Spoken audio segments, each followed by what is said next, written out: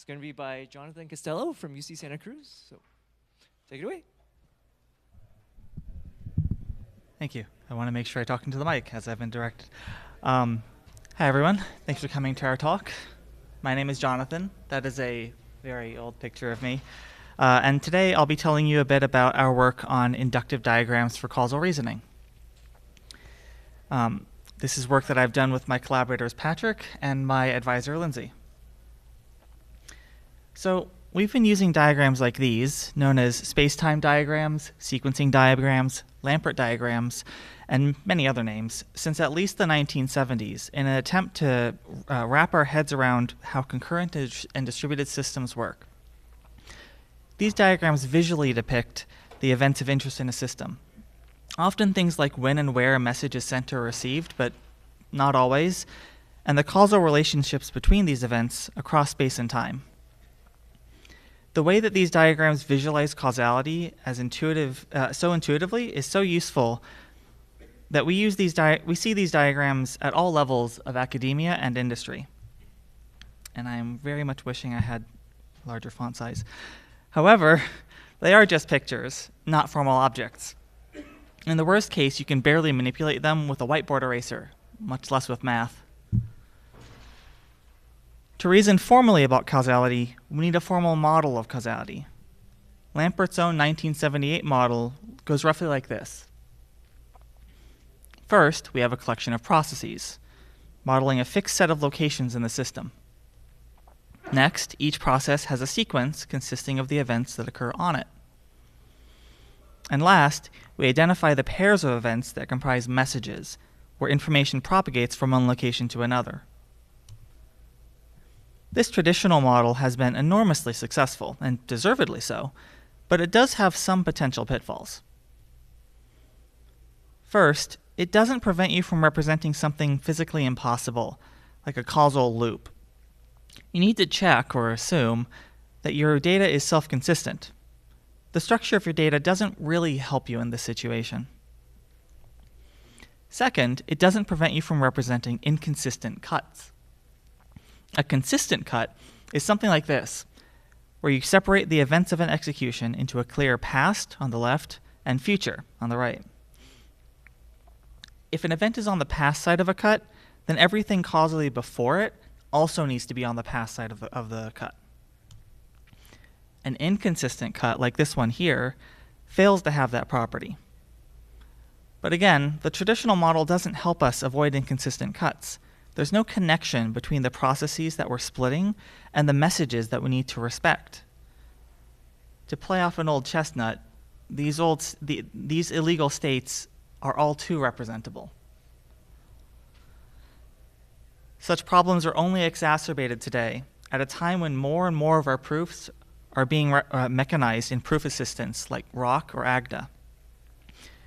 These tools provide first-class support for defining data inductively and analyzing that data recursively. In an ideal world, we would also be able to analyze causal data this way, and without having to worry about whether the cuts we split our data on might be inconsistent. We should have a model that makes impossible executions unrepresentable, and use that causal structure to give us powerful causality respecting tools of analysis. Well, that's exactly what we hope to have achieved with our work on an alternative formal model, causal separation diagrams. CSDs are causal by construction, avoiding the causal loops and inconsistent cuts we just saw. CSDs are defined inductively to support clean proofs that decompose into smaller pieces that are easier to comprehend and digest. CSDs provide a formal graphical syntax for causal data, as opposed to a set theoretic description with multiple moving parts. And CSDs can be given semantic interpretations into any desired domain of analysis. Syntax and semantics are, in my opinion, the crown jewels of programming language theory, so I'm super excited to be able to apply them to causality. Our paper not only goes into the theoretical aspects of how CSDs are defined, but also demonstrates their use in a study of logical clocks.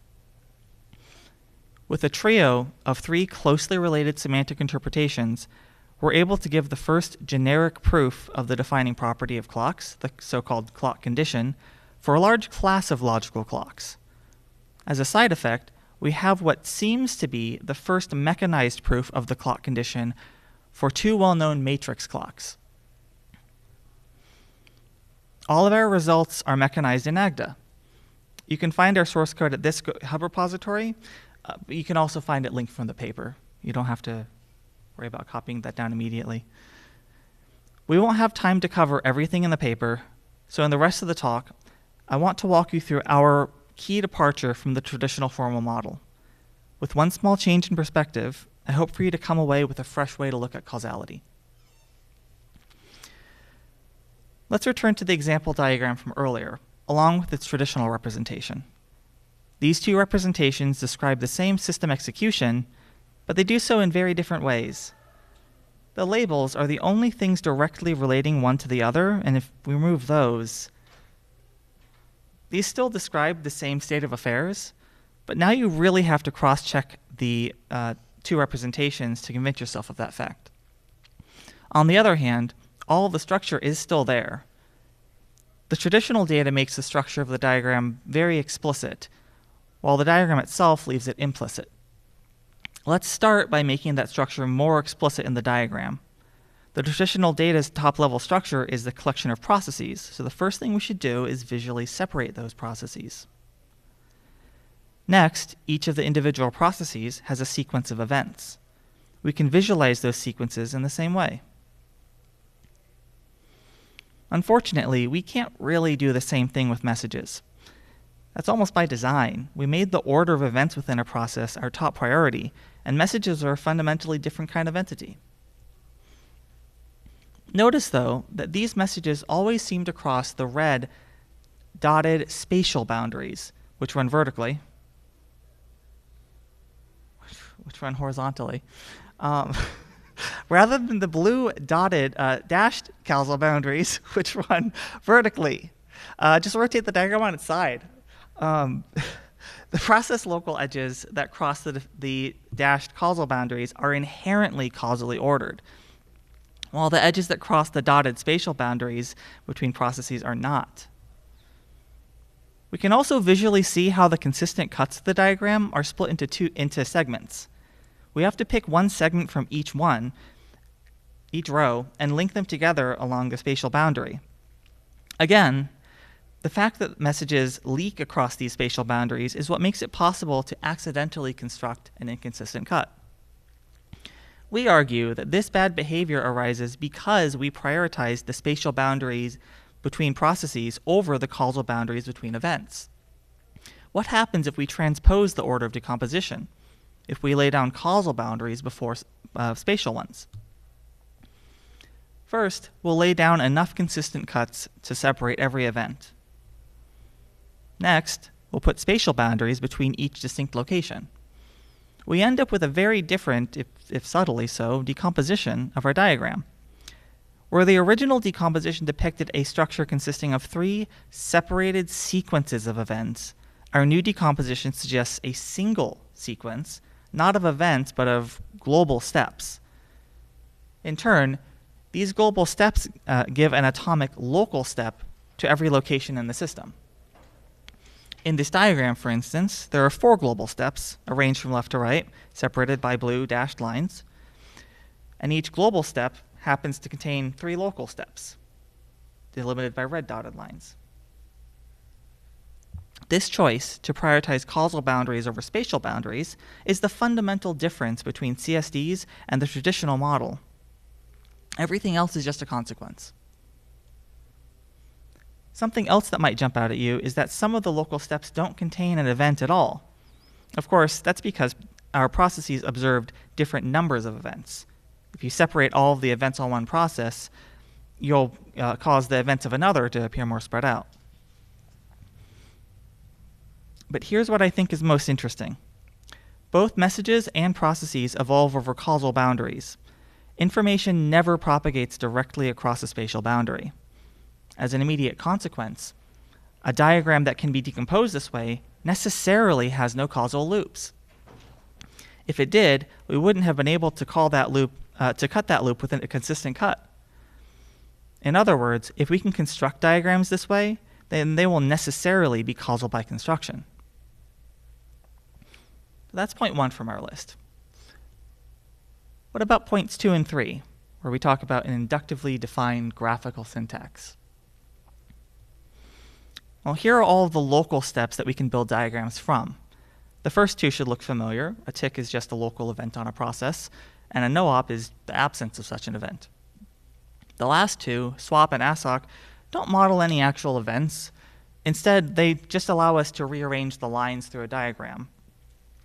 In particular, this allows processes that aren't immediately adjacent to talk to each other. You can think of these as structural rules in the sense from formal logic. The middle 2, fork and join, model the 2 halves of a traditional message. However, with a traditional message, both the process and message state come out the right-hand side or left-hand side, rather than diverting the message out the top or bottom. Yes. Unlike a traditional message. In fact, our model doesn't distinguish process state from message state at all. Nothing prevents a, quote, process from joining state with another process, or a local event from occurring on a message. As a result, we refer to these inputs and outputs uniformly as sites, as in places where state can exist. In principle, this uniformity allows us to model other communication patterns, such as local processes that fork children, and even rendezvous communication, where 2 processes join briefly and then separate again. And we can still model the same unicast systems anyway. Now, graphically speaking, you can stick these tiles together however you like, as long as you line the wires up, and still get a consistent CSD. But under the hood, we've also mechanized a typed algebraic syntax for use in Agda. The types here model not only the number of inputs and outputs to each tile, but also the type of state they carry in particular. In particular, we think of fork and join as taking a product of state, say the process's own local state together with a prepared message, and splitting them into separate locations on the network so that they can propagate independently. Finally, these are the combinators for composing local steps into global steps and for chaining global steps together into a full execution. At the term level, we use 2 separate types to strictly nest concurrent composition under sequential composition. For instance, in the type of concurrent composition on the left, the lollipop arrow is the name of the type of global steps, while in the type of sequential composition on the right, the double arrow is the type of CSDs writ large. However, this distinction is mainly for ease of induction. You can freely compose CSDs sequentially and concurrently. They'll just compute down to this representation. To cap this section off, let's return one last time to our example diagram. Here's the traditional data for this diagram, and here's the corresponding CSD in both graphical and algebraic syntax. We can see how, for every local step, there's a leaf-level term in the corresponding expression, and for every cut in the decomposition, there's a composition operator. All of the state of a CSD is packed into this single object, and it's all ready to be given semantics like any other programming language syntax. We don't have time to get deep into the semantics of CSDs, but now that we've seen their syntax, I do want to give you an idea of what to expect from the paper. We defined 3 different but related interpretations of CSDs. The first is a proof-relevant analog of the classic happens before relation. Instead of simply saying that 2 events are or are not causally related, we interpret a CSD into a dependent type of causal paths through the diagram. These paths give concrete evidence of a causal relationship between 2 events, and they can be used directly to drive an inductive proof. The second is an interpretation into clock functions, assigning to each event its corresponding logical timestamp. The interpretation is parametric in a choice of clock implementation, so you can easily instantiate the same machinery over many logical clocks. In fact, we've done just that for the Lamport clock, the vector clock, and 2 separate flavors of matrix clock. The third interpretation is into proofs of the clock condition, which relate the previous 2. The clock condition states that a clock is a monotone function from the causal order of events to the natural order of on the clock's domain of timestamps. Because we construct these orders by parallel interpretation, we're able to give a completely compositional proof of this property, given only proof that a clock is locally increasing at every event. To close out, I would give my thoughts on where to go next, but you can talk to me after the talk, I think. The two highlights are, there's a lot of really interesting categorical structure happening under there that I'm really eager to explore. Symmetric monodal categories being the big old buzzword there. You see those all over concurrency. And also separation logic, weirdly enough. Yeah, come talk to me. That's all I have. Thank you for your time.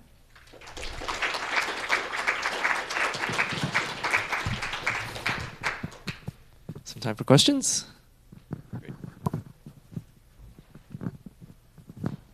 Thanks for the cool Manum slides. Yeah. Which came first, the diagram or the formal model? Oh, in our work or in general? In our work. That's a wonderful question. I think the impetus came from the use of formal models in existing work, where when you're trying to analyze things like, in our case, causal multicast, causal broadcast systems, and in a lot of other cases, you need some model of an execution and all the events in it in order to, found your analysis against. Our experience, and from looking around at other people's work, is that building that execution is not only quite ad hoc, it's also quite a lot of work. And depending on which model you build from, it can easily dwarf in some ways, well, it can be a sizable fraction of the overall analysis. Our goal was very much to find another formal model that retained the same intuitive aspects as diagrams, but also had really nice inductive properties, so we could better factor our proofs and just make that much less of a headache. I hope that answers your question.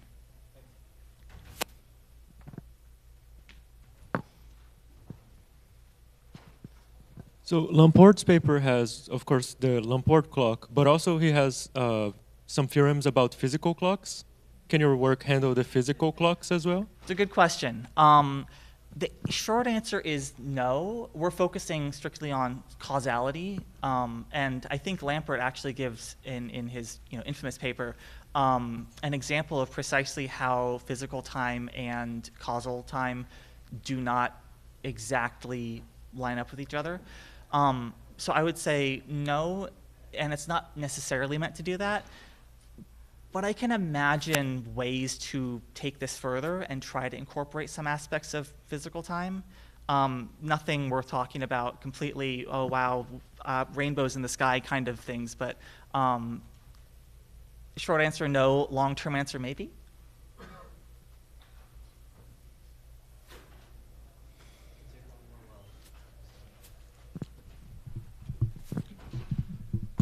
My friends in physics have told me that space and time are the same thing. But you were able to get a lot of benefit by kind of swapping the two. What should I tell my physics friends? Why is this the case that you're able to get benefits? So, to repeat your question, please correct me. You're asking if we can swap space and time and get concrete benefits. I guess I'm just like, I've been told that space and time are like the same thing, but clearly there's something fundamentally different because you're able to get different compositionality through kind of putting Right. space as the primary Yes. axis first. Yeah, so that's a good question then. Well, not then. I understand it. I understood it now.